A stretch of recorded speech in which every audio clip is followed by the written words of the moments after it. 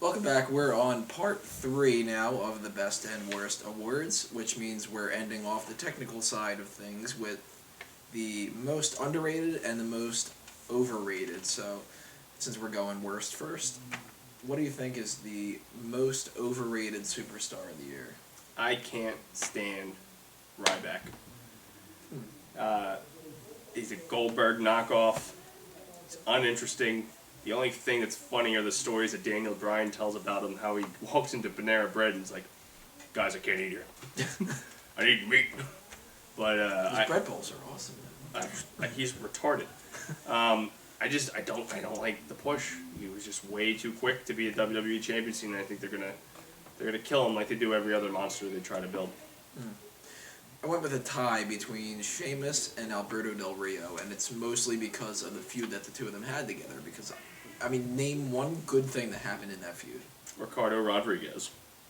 Well, yeah, other than Ricardo, which you don't see him on the most overrated, do you? WWE builds these people up to be two of their best 5 guys, I guess you could say, with John Cena and CM Punk and everybody, and I don't see it at all. I mean, Del Rio is, I think he's always been overrated. Sheamus has always been overrated, especially with Triple H, but it's not that they shouldn't be main event people. They shouldn't be the main event people, especially for an entire show. Most underrated. Anyone who can go out and elicit a response from a crowd that is overwhelming and outshadows The Rock and outshadows half their roster and not be used is ridiculous. So Zack Ryder, I think I picked him last year for this category as well. He's someone who was innovated, got himself out there, and is not being utilized well. Him and I would say maybe Cody Rhodes. That guy is long overdue to be in the world heavyweight scene. Alex Riley. What have they been doing with this guy? He comes out there and he kicks ass on NXT, and he's the standout guy on NXT. And they put him with The Miz. Makes perfect sense. He does a damn good job with The Miz, and then that's it. They turn a babyface and they fucking kill him off right after that. And ever since then, he doesn't even wrestle matches anymore. I think he might be injured, which it's sad to say when an injury is a better reason for you not to be on TV than them just not utilizing you. Yeah, and I think he's another Cena victim. You know, those people that bitch I about wouldn't be surprised. Cena. Of course, it's all rumor. Yeah, until he gets fired and it's truth. Yeah. Tyler Rex. Although, he was going to hold him back. Pour one out for our homies.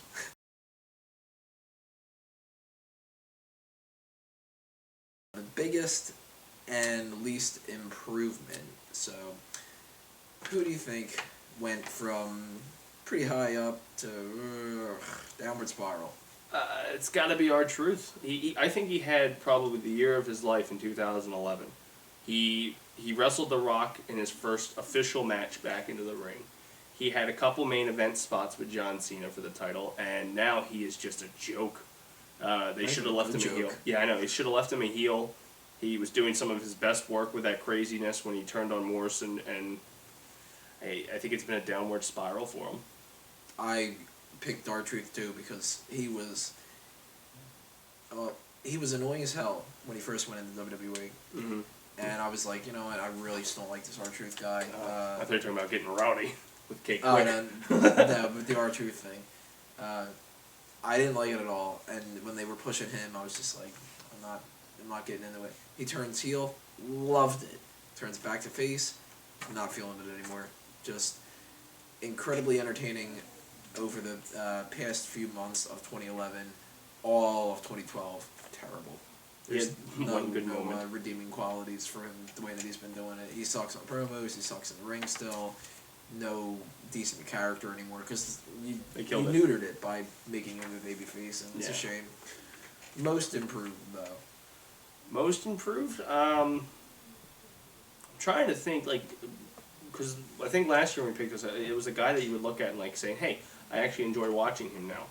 And I don't think they had too many guys that did that this year because it was more of just a carryover from last year. The same guys are pretty much still dominating the scene. But if I had to pick someone, it would have to be Cesaro. He kind of flew in under my radar when he first arrived, and I was like, I really don't care about this guy who's doing these stupid. I don't know who you are. I don't care. Leave me alone. And now that he's actually bringing, I guess, class and respect back to the U.S. title, to me, he's grabbed my attention. I actually enjoy. I look forward to his matches on pay-per-view cards over some of the main events.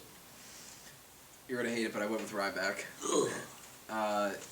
Basically, because of 2 words: Skip Sheffield. He's in the encyclopedia. Skip Sheffield? Yeah. Ooh. Why? I don't know. I don't know if Ryback is. I know to Skip Sheffield though. If you go from people chanting "Feed me more" and you're getting WWE title shots against the guy who's held it the longest out of everybody in the company for 20 years, Yeah. compared to you used to say "Yip yip yip, what it do," with a fucking cowboy hat on, and you looked like you had the gay chaps and everything like that. Yip yip yip. What it do? Yeah. It's my new catchphrase.